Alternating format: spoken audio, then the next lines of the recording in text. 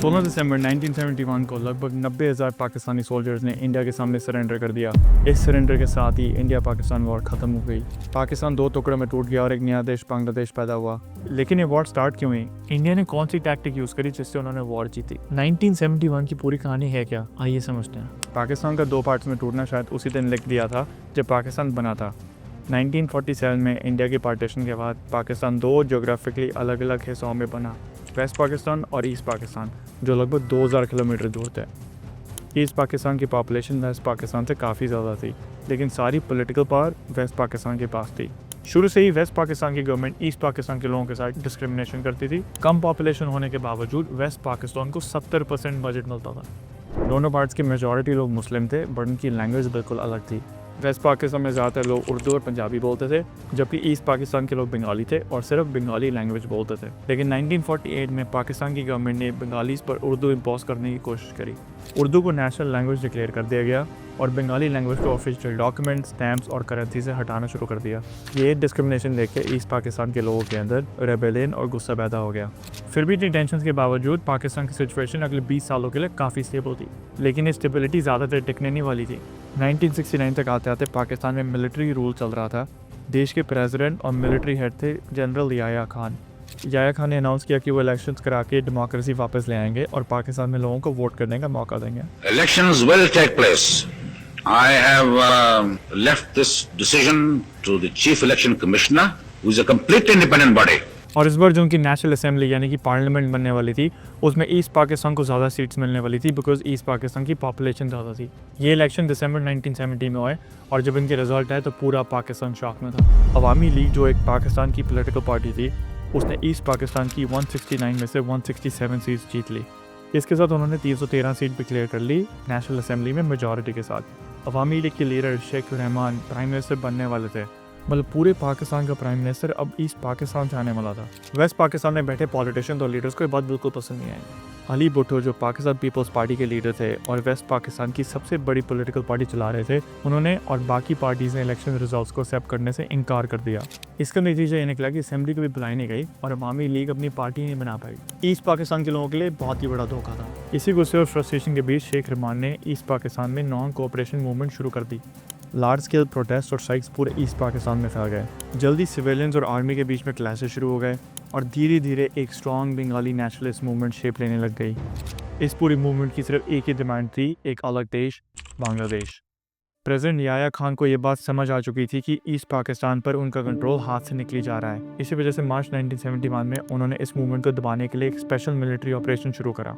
इस ऑपरेशन का नाम था ऑपरेशन सर्चलाइट।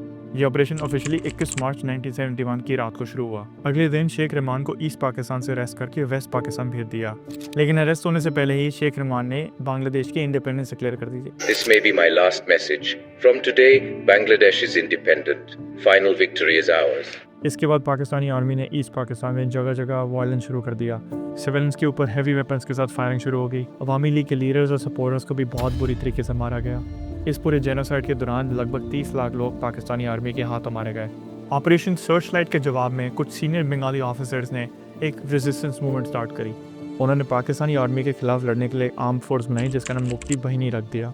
लेकिन शुरुआत में मुक्ति बाहिनी पाकिस्तान के एडवांस वेपन्स के सामने बिल्कुल भी इफेक्टिव नहीं थी। इसी दौरान अवामी लीग के कई फॉरेन लीडर्स बॉर्डर क्रॉस करके इंडिया आ गए। उन्होंने इंदिरा गांधी, जो उस वक्त इंडिया की प्राइम मिनिस्टर थी, से मुलाकात करी और मदद की अपील की।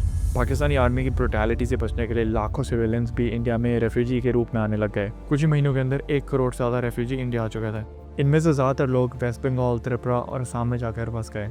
इंडिया ने इन लोगों के लिए अपनी बॉर्डर्स खोल दी और इंसानियत के नाते उन्हें पनाह दी। लेकिन इतने बड़ी रेफ्यूजी पॉपुलेशन को संभालना इंडिया के लिए बहुत बड़ा चैलेंज बन गया। इन लोगों का रहना, खाना, मेडिकल बिल्स सारा इंडिया का बर्डन बन गया और उस वक्त इंडिया की इकॉनमी ज़्यादा बढ़िया थी नहीं। इस वजह से गवर्नमेंट को एक रेफ्यूजी टैक्स लगाना पड़ा। लोगों को लेटर्स भेजते वक्त स्टैम्प्स पर 5 पैसे एक्स्ट्रा देने पड़ते थे। फिर भी ये बर्डन इतना ज़्यादा था कि इंडिया की इकॉनमी ऑलमोस्ट कोलैप्स होने वाली थी। साथ ही रेफ्यूजी कैंप्स और उसके आसपास लॉ एंड ऑर्डर मेंटेन करना काफ़ी मुश्किल हो गया। ओवरऑल सिचुएशन बहुत क्रिटिकल हो चुकी थी। इस पॉइंट पर इंडिया की प्राइम मिनिस्टर इंदिरा गांधी को समझ आ गया था कि कुछ बड़ा और डिसाइसिव एक्शन लेना ज़रूरी है, ताकि ईस्ट पाकिस्तान में चल रहे जेनोसाइड और रिफ्यूजी क्राइसिस दोनों को रोका जा सके। अप्रैल 1971 में इंदिरा गांधी ने आर्मी चीफ सैम मानेकशॉ और मिनिस्टर्स के साथ एक इम्पॉर्टेंट मीटिंग बुलाई। उनका मानना था कि इंडियन आर्मी को तुरंत पाकिस्तान पर मिलिट्री अटैक करना चाहिए ताकि बांग्लादेश लिबरेट हो सके और रेफ्यूजीज अपने घर जा सकें। लेकिन सैम मानेकशॉ ने अटैक करने से मना कर दिया और उसके पीछे 2 स्ट्रॉन्ग रीज़न दिए। पहला रीज़न था कि इंडियन आर्मी अभी पूरी तरह रेडी नहीं थी। आर्मी यूनिट्स देश के अलग अलग हिस्सों में डिप्लॉयड थे और उनको वॉर के लिए सही जगह पोजीशन करने में टाइम लगता। साथ के साथ जीत के लिए प्रॉपर एमिनेशन और लॉजिस्टिक्स की भी प्लानिंग करनी पड़ेगी। दूसरा रीज़न था वेदर। उस वक्त वॉर के लिए वेदर बिल्कुल भी सही नहीं था। ईस्ट पाकिस्तान में मई के महीने में मानसून शुरू हो जाती है, जिसके कारण वहाँ के एरिया में स्वॉम्प्स और मार्शेस बन जाते हैं। इस सिचुएशन में इंडियन आर्मी की मूवमेंट काफ़ी स्लो हो जाती और इसका फ़ायदा उठा के पाकिस्तान का डिफेंस और ज़्यादा स्ट्रॉन्ग हो जाता। साथ ही हिमालयस में बर्फ़ पिघलने के बाद कई माउंटेन पास खुल जाते हैं, जिससे चाइना के लिए इंडिया पर अटैक करना काफ़ी ईजी हो जाएगा। इसका मतलब ये था कि इंडिया को एक साथ 3 फ्रंट्स पर वॉर लड़नी पड़ सकती थी। इससे पता चलता है सैम मानेकशॉ एक बड़ी आर्मी जनरल और एक स्ट्रैटेजिस्ट है। इंदिरा गांधी ने जब सैम मानेकशॉ की इमीडिएट वॉर न करने वाले आर्गुमेंट्स सुने तो वो उनसे अग्री कर गए। उन्हें ये भी अच्छी तरह पता था कि पाकिस्तान के साथ यूनाइटेड स्टेट्स और चाइना भी खड़े हैं, इसलिए वॉर शुरू करने से पहले इंडिया को किसी बड़ी डिप्लोमेटिक पावर का साथ चाहिए। मीटिंग में ये डिसाइड किया गया कि वॉर का बेस्ट टाइम होगा लेट नवंबर, यानी कि लगभग 4 महीने बाद। तब तक इंडियन आर्मी पूरी तैयारी भी कर लेगी और साथ के साथ इंडियन गवर्नमेंट अपनी पॉलिटिकल पावर यूज़ करके वर्ल्ड ओपिनियन चेंज करेगी पाकिस्तान के बारे में। तो इस पहला प्लान था कि पाकिस्तान पे इंटरनेशनल प्रेशर डालें ताकि बांग्लादेश लिबरेट हो सके। 15 मई 1971 को इंडियन आर्मी ने ऑपरेशन जैकपॉट लॉन्च किया। इस ऑपरेशन में इंडियन आर्मी ने डायरेक्ट अटैक नहीं किया, बल्कि ईस्ट पाकिस्तान की मुक्ति बाहिनी को वेपन्स और ट्रेनिंग देनी शुरू की ताकि वो पाकिस्तान की आर्मी से लड़ सके और उनकी स्ट्रेंथ धीरे धीरे कम कर सकें। इसी दौरान इंडिया के फॉरेन मिनिस्टर स्वरण सिंह ने एक स्ट्रॉन्ग डिप्लोमेटिक कैंपेन शुरू करा। इंडियन डेलीगेशन को अलग अलग कंट्रीज़ में भेजा गया, जहाँ उन्होंने गवर्नमेंट से अपील की कि पाकिस्तान पर प्रेशर बनाया जाए।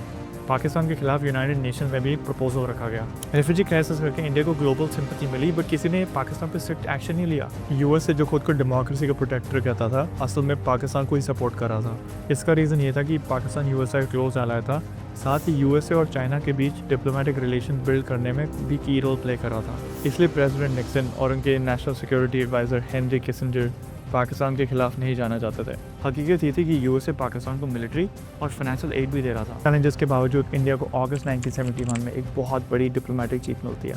इंडिया और सोवियत यूनियन के बीच Indo Soviet treaty of peace, friendship and cooperation sign हुआ। इस ट्रीटी का मतलब ये था कि अगर इंडिया या सोवियत यूनियन में किसी एक पर अटैक होता है तो दोनों कंट्रीज मिलकर उस दुश्मन के खिलाफ लड़ेंगी। ये ट्रीटी आने वाले वॉर के दौरान इंडिया के लिए बहुत यूजफुल होने वाली थी। नवंबर का महीना आ चुका था और इंडिया को समझ आ गया था कि पाकिस्तान का इशू डिप्लोमेसी से नहीं सॉल्व होने वाला, इसका एक ही सोल्यूशन है, वॉर। इंडिया को पता था जैसी वॉर शुरू होगी पाकिस्तान वेस्टर्न फ्रंट से अटैक करेगा ताकि इंडिया को 2 फ्रंट वॉर लड़नी पड़े। इसीलिए इंडियन मिलिट्री दोनों फ्रंट्स पर लड़ने के लिए पूरी तरह तैयार थी। नवंबर के लास्ट वीक में इंदिरा गांधी ने मिलिट्री को फाइनल अटैक ऑर्डर दे दिए। लगभग एक हफ्ते बाद 4 दिसंबर को इंडिया पाकिस्तान पर full scale military attack launch करने वाला था। इंडिया की तैयारियों को देखकर याया खान को ये समझ आ गया था कि इंडिया किसी भी टाइम पर ईस्ट पाकिस्तान पर अटैक कर सकता है। वो इंडिया को किसी भी हाल में ईस्ट से डिस्ट्रैक्ट करना चाहते थे, इसलिए 3 दिसंबर 1971 को पाकिस्तान ने ऑपरेशन चंगेज खान लॉन्च कर दिया, जिसमें पाकिस्तान ने इंडिया को वेस्ट से पहले अटैक करा। शाम के 5:30 बजे पाकिस्तान की फाइटर जेट्स ने इंडिया की एयरफील्ड में एंट्री मारी। पठानकोट, अमृतसर और आगरा जैसे एयरबेस पर हैवी बॉम्बिंग हुई। एयरफोर्स की लैंग्वेज में सॉर्टी का मतलब होता है एक अटैक मिशन, टेक ऑफ से लेकर लैंडिंग तक। उसमें पाकिस्तान एयरफोर्स ने लगभग 50 सॉर्टी कंडक्ट करी और 180 बॉम्ब ड्रॉप किया। लेकिन इस पूरे अटैक में सिर्फ इंडिया के रनवेज को डैमेज हुआ, जिसे इंडियन फोर्सेज ने कुछ ही घंटों में रिपेयर कर दिया। जब इंदिरा गांधी और बाकी अथॉरिटीज को अटैक के बारे में इंफॉर्मेशन मिली तो उन्होंने रिलीफ की सांस ली। पहले अटैक करके पाकिस्तान ने वॉर का ब्लेम अपने ऊपर ले लिया, अब बारी थी इंडिया के जवाब की। रात 10 बजे सैम मानेकशॉ ने इंदिरा गांधी को सिचुएशन पर ब्रीफिंग दी और फॉर्मल परमिशन मांगी ताकि इंडिया अपना फुल स्केल अटैक लॉन्च कर पाए। कुछ ही देर के बाद इंदिरा गांधी अटैक लॉन्च करने का डिसीजन लेती हैं और पूरे नेशन को एड्रेस करती हैं। Some hours ago, soon after 5:30 p.m. on the 3rd of December, Pakistan launched a full-scale war against us. Today, the war in Bangladesh has become a war on India. दूसरी तरफ Indian navy की eastern fleet ने east Pakistan को 2 major ports चित्तगांव और COX बाजार पर attack करने के लिए आगे बढ़ना शुरू कर दिया था। इंडिया के एयरक्राफ्ट कैरियर INS विक्रांत से 12 एयरक्राफ्ट टेक ऑफ हुए। एयर टू ग्राउंड रॉकेट का यूज़ करके दोनों पोर्ट्स पर काफ़ी हैवी हमला हुआ। ये पोर्ट्स काफ़ी ज़्यादा डैमेज हो गए। इसी रात वेस्टर्न फ्रंट पर इंडियन नेवी ने ऑपरेशन ट्राइडेंट लॉन्च किया। इस ऑपरेशन का मेन ऑब्जेक्टिव था कराची पोर्ट पर अटैक करना। उस वक्त इंडिया के पास रात में मिसाइल से अटैक करने वाली कोई वॉरशिप नहीं थी, लेकिन इंडिया ने हाल ही में सोवियत यूनियन से ओसा क्लास मिसाइल बोट खरीदी थी। ये बोट साइज़ में तो छोटी थी, लेकिन इन पर P-15 टर्माइट जैसी बहुत ही डेंजरस मिसाइल्स लगी हुई थी। पर एक प्रॉब्लम थी। प्रॉब्लम ये थी कि ये मिसाइल बोट सिर्फ शॉर्ट डिस्टेंस ट्रैवल कर सकती थी, मतलब ये खुद से कराची पोर्ट नहीं पहुंच सकती थी। इसीलिए इंडियन नेवी ने बहुत ही ब्रिलियंट और इनोवेटिव प्लान बनाया। इन मिसल बोट्स को इंडियन नेवी के बड़े वॉरशिप INS कप्तान के साथ टाई करके टो किया गया जब तक वो कराची पोर्ट के काफ़ी पास तक नहीं पहुंच गए। जैसे ही मिसल बोट्स टारगेट के करीब पहुंची उन्हें स्टार्ट किया गया और फिर जो हुआ वो हिस्ट्री बन गई। रात लगभग 10:30 बजे इन मिसल बोट्स ने बहुत ही ज़्यादा ज़बरदस्त अटैक लॉन्च किया। कराची पोर्ट पर डॉक PNS खैबर और PNS मोहाफिज जैसे बैटल्स पूरी तरह डिस्ट्रॉय हो गए और उनका वीनस चैलेंजर भी बहुत ज़्यादा डैमेज हो गया। इसके साथ ही इन नेवी ने वहाँ खड़े ऑयल टैंकर्स को भी सक्सेसफुली हिट किया। इस वजह से पूरे कराची पोर्ट में भयंकर आग लग गई जो कई दिनों तक जलती रही। इंडिया के काउंटर अटैक्स देख के पाकिस्तान पूरे शॉक में था, बट ये तो सिर्फ शुरुआत थी। अब बात करते हैं लोंगेवाला की। लोंगेवाला राजस्थान की डेजर्ट में एक छोटा सा टाउन है। वॉर के दौरान लोंगेवाला पोस्ट पर इंडियन आर्मी की पंजाब रेजिमेंट की कंपनी स्टेशन थी जिसमें 120 सोल्जर्स है। इनके कमांडर थे कुलदीप सिंह जिन्हें मेजर KS चंदपुरी के नाम से भी जाना जाता था। रात के अंधेरे का फायदा उठाते हुए पाकिस्तान आर्मी ने यहाँ 2 से 3 हज़ार सोल्जर्स के साथ अचानक ही अटैक कर दिया। उनका मानना था कि इतनी कम इंडियन फोर्स के सामने जीत आसान होगी, लेकिन जो होने वाला था वो लोंगेवाला को हिस्ट्री में अमल करने वाला था। पाकिस्तान फोर्सेस के पास 20 गुना ज़्यादा सोल्जर्स थे, साथ ही साथ हैवी गन्स और लगभग 45 टैंक्स भी मौजूद थे। इस मैसिव अटैक को रोकने के लिए इंडियन आर्मी को इंडियन एयरफोर्स की मदद चाहिए थी। जैसलमेर एयरबेस पर 400 एयरक्राफ्ट रेडी थे, लेकिन रात के टाइम ऑपरेट करने के लिए केपेबल नहीं थे। पाकिस्तानी टैंक सिर्फ 300 मीटर दूर आ चुके थे और कुलदीप सिंह चंदपुरी के पास सिर्फ एक ही ऑप्शन था, पूरी रात किसी भी कीमत पर उन्हें आगे बढ़ने से रोकना। उन्होंने अपने मशीन गनर्स को ऑर्डर दिया कि कंटिन्यूस और हाई वॉल्यूम फायरिंग करी जाए। ये फायरिंग लो कैलिबर थी, इसलिए टैंक्स को डैमेज नहीं हो रहा था, लेकिन इतनी हैवी फायरिंग देखकर पाकिस्तानी सोल्जर्स को लगा कि लोंगेवाला पोस्ट पर हजारों इंडियन सोल्जर्स मौजूद हैं। इसके अलावा वहाँ बार्ड वायर्स पड़ी थी जो इंडियंस अपने पोस्ट मार्क करने के लिए लगाई थी, लेकिन पाकिस्तान ने गलत समझा और उनको लगा कि माइन फील्ड इंडिकेटर है। उन्हें लगा कि आगे माइंस बिछी हुई हैं और अगर टैंक्स आगे बढ़े तो पूरी तरह डिस्ट्रॉय हो सकते हैं। इसी कंफ्यूजन और साइकोलॉजिकल प्रेशर की वजह से पाकिस्तानी एडवांस वहीं अटक गया और लोंगेवाला पर पूरी रात इंडियन सोल्जर्स ने फ्रंट संभाल के रखा। पाकिस्तानीज ने डिसाइड किया कि रात के अंधेरे में इतनी ज़्यादा इंडियन सोल्जर्स का सामना और माइंस क्लियर करना बहुत मुश्किल होगा, इसलिए उन्होंने अटैक को सुबह तक पोस्टपोन कर दिया। जैसे ही सुबह हुई इंडियन एयरफोर्स ने जैसलमेर एयरबेस से हंटर एयरक्राफ्ट के साथ एयर सपोर्ट भेज दिया। एयरक्राफ्ट ने मल्टीपल सॉर्टीज फ्लाई करी और पाकिस्तानी टैंक्स पर हैवी बॉम्बिंग करी।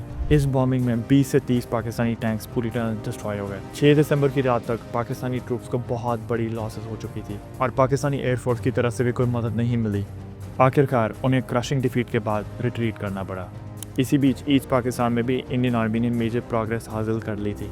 7 दिसंबर तक ईस्ट पाकिस्तान का पहला बड़ा शहर जसोर लिबरेट हो चुका था। ये एक बहुत बड़ी विक्ट्री थी बिकॉज यहाँ पे पाकिस्तानी एयरबेस था जो इंडियन आर्मी ने अपने लिए यूज़ करना शुरू कर दिया।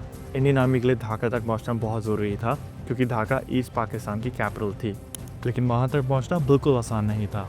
नॉर्थ ईस्ट सेक्टर से आगे बढ़ रही इंडियन आर्मी ने 10 दिसंबर तक सिलेट टाउन एरिया कैप्चर कर लिया था। अब अगला चैलेंज था मेघना रिवर को क्रॉस करके ढाका की तरफ एडवांस करना, लेकिन बीच में एक बहुत बड़ा रोड ब्लॉक था, आशुगंज।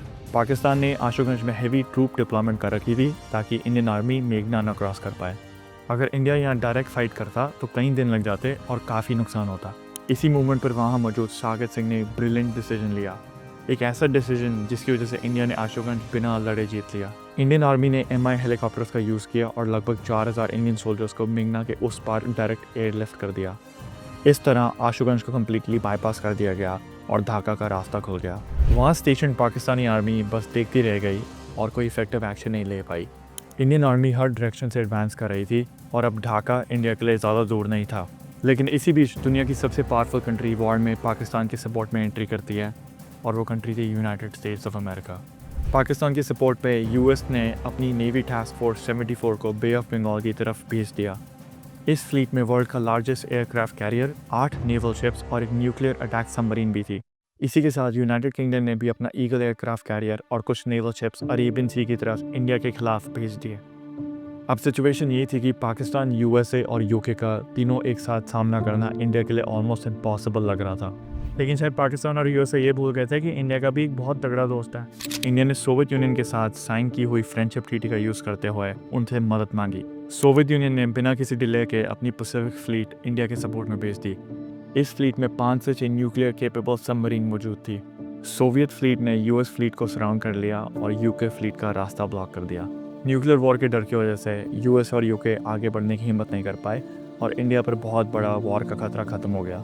इस मोमेंट के बाद ढाका का रास्ता पूरी तरह खुल गया और पाकिस्तान की हार सिर्फ वक्त की बात रह गई थी। 11 दिसंबर तक इंडियन आर्मी बहुत तेज़ी से एडवांस कर रही थी और हर डायरेक्शन से विक्ट्रीज मिल रही थी।